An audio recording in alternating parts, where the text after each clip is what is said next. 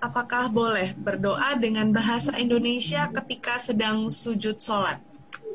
Ya, barakallahu fiik. Ya, berkaitan dengan doa dengan bahasa Indonesia dalam sholat kita. Jadi di rangkaian sholat itu ada waktu-waktu yang mustajab. Di antaranya ketika sujud atau sebelum salam. Selesai kita bersalawat kepada Nabi SAW, itu ada waktu mustajab sebelum salam. Apakah boleh berdoa dalam bahasa Indonesia di waktu itu? Bagi mereka yang bisa bahasa Arab, maka nggak boleh dengan bahasa selain bahasa Arab. Adapun bagi yang tidak bisa bahasa Arab, di sini terjadi khilaf di antara para ulama. Di dalam madhab Syafi'i,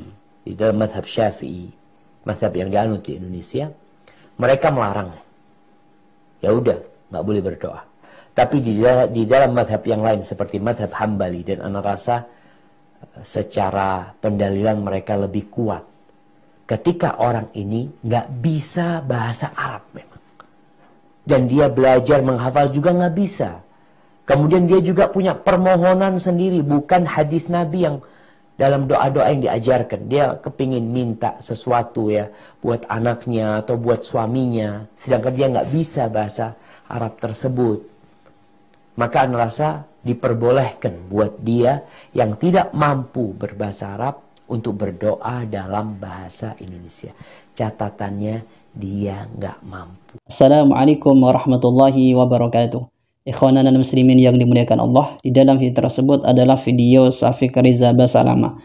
Syafiq Riza Basalamah ketika ditanya oleh salah satu jamaahnya tentang bagaimana hukumnya seseorang yang di dalam sholatnya berdoa dengan bahasa Indonesia, kemudian dia menjawab bahwasanya di dalam madhab Asy-Syafi'iyah itu tidak diperbolehkan.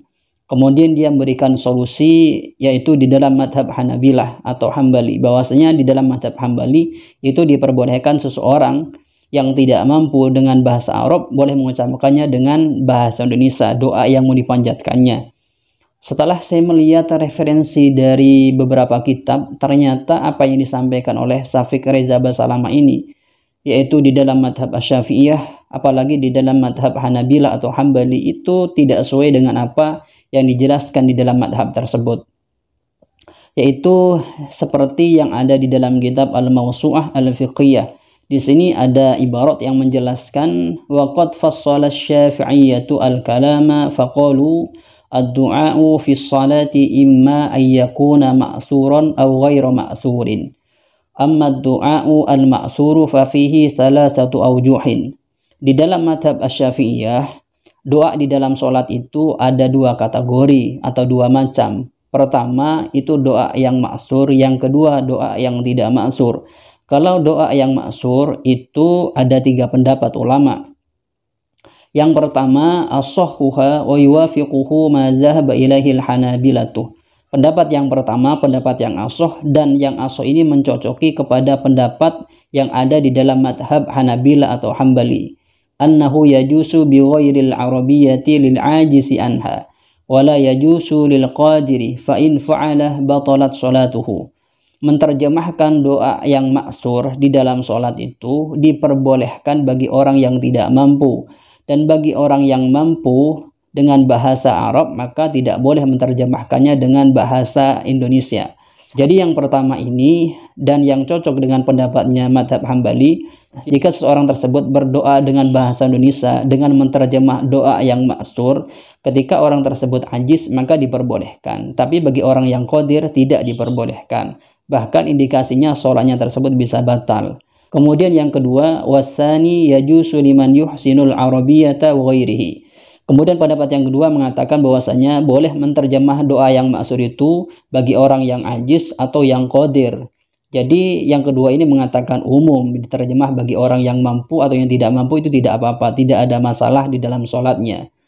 Kemudian pendapat yang ketiga, wasalisu la yajusu liwahidin minhuma li'adamil darurat ilaihi. Pendapat yang ketiga ini menyatakan bahwasanya doa yang maksur itu tidak boleh diterjemah dengan bahasa Indonesia atau dengan bahasa Ajam, karena untuk diterjemah dalam bahasa Indonesia atau ghairul Arabiyyah itu tidak ada darurah, sehingga nanti diperbolehkan untuk menerjemahnya dengan bahasa Ajam atau dengan bahasa Indonesia. Jadi di dalam mazhab Asy-Syafi'iyah sendiri, seseorang yang berdoa dengan bahasa Indonesia itu diperinci. Jika dia berdoa dengan bahasa Indonesia merupakan terjemahan dari doa yang maksur, maka itu diperbolehkan. Dan ini seperti apa yang disampaikan oleh mazhab Hambali. Catatan yang penting adalah doa yang ma'sur. Kalau doa yang tidak ma'sur di dalam mazhab Syafi'iyah bagaimana? Di sini dijelaskan wa amma du'a'u ghairul ma'suri fi sholati fala yajuzu ikhtira'uhu wal ityanu bihi bil ajamiyyati qawlan wahidan. Kalau doa yang tidak ma'sur maka tidak boleh memakai dengan bahasa selainnya bahasa Arab atau diterjemah dengan bahasa Ajam atau dengan bahasa Indonesia. Seseorang yang mau berdoa di dalam sholatnya dengan bahasa Indonesia, dengan permohonannya tidak sesuai dengan doa yang maksur, maka seseorang tersebut ketika dia melakukan, maka sholatnya itu batal. Ini tidak ada khilaf di kalangan Asy-Syafi'iyah. Terus bagaimana di dalam pandangan Hanabilah atau madhab Hambali?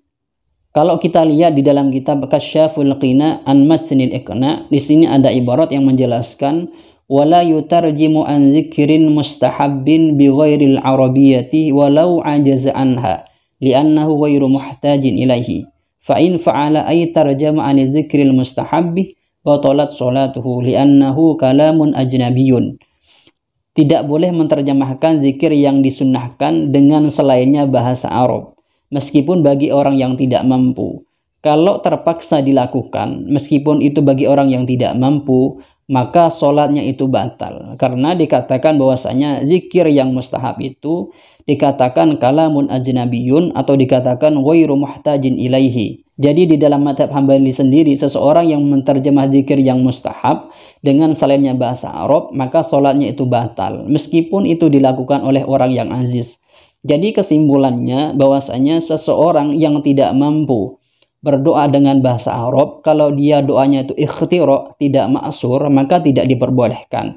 Baik di dalam mazhab Asy-Syafi'iyah ataupun di dalam mazhab Hanabilah atau Hambali yang dikatakan oleh Syafiq Riza Basalamah itu diperbolehkan. Kalau yang ma'sur bagaimana? Kalau yang ma'sur, ulama itu masih menafsil antara boleh dan tidak boleh. Yang asal itu diperbolehkan.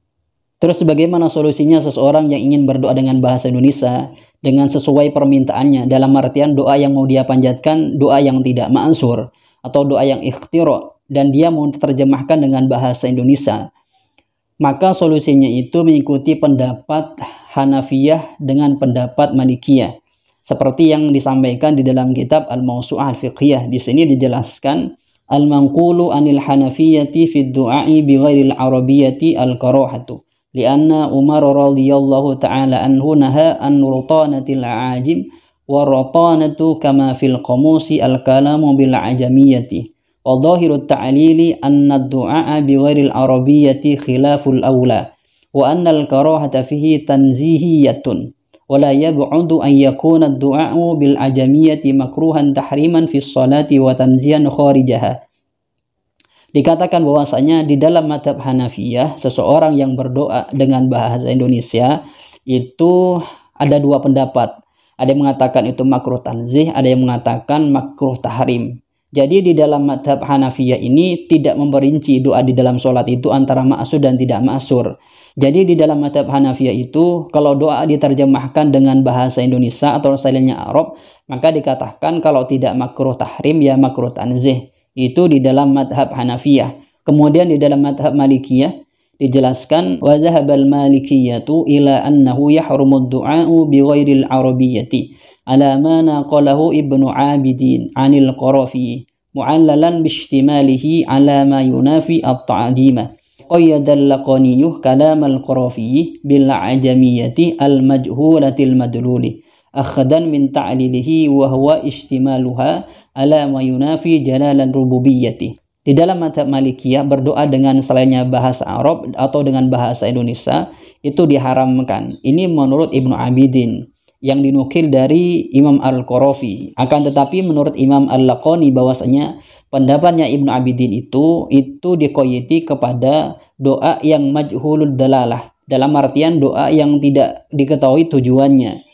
Wa amma idza ulima madluluha fayajuzu isti'maluha mutlaqan fi sholati wa ghairiha. Adapun doa yang diterjemah dengan selainnya bahasa Arab atau dengan bahasa Ajam, maka itu diperbolehkan selagi doa tersebut diketahui tujuannya atau madlulnya. Karena firman-Nya Allah Subhanahu wa taala, wa 'allama Adama al-asma'a kullaha, dan juga firman-Nya Allah Subhanahu wa taala, wa ma arsalna mir rasulin illa bilisani qaumihi.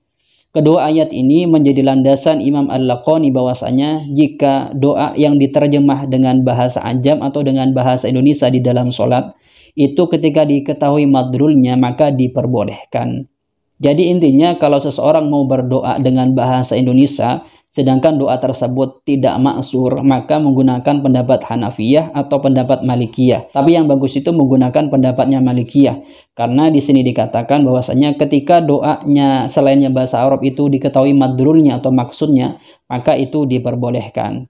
Jadi seseorang yang mau berdoa dengan bahasa Indonesia sedangkan doa tersebut tidak maksur, maka seseorang itu tidak boleh menggunakan pendapatnya madhab Syafi'iyah dan juga tidak boleh menggunakan pendapatnya madhab Hanabila atau Hambali. Karena dari dua pendapat ini tidak boleh menterjemah doa yang tidak maksur dengan bahasa Indonesia. Maka dia harus mengambil alternatif madhab yang lain, yaitu madhab Hanafi atau madhab Malikiyah. Tapi yang pas itu mengambil pendapatnya madhab Malikiyah. Kemudian kalau kita simpulkan, videonya Syafiq Reza Basalamah tersebut itu tidak sesuai dengan pendapatnya madhab Syafi'iyah, juga tidak sesuai dengan pendapatnya madhab Hanabilah. Jadi yang benar itu seharusnya solusi yang diberikan oleh Syafiq Reza Basalamah kepada jamaahnya itu adalah pendapat Hanafiyah atau pendapatnya Malikiyah.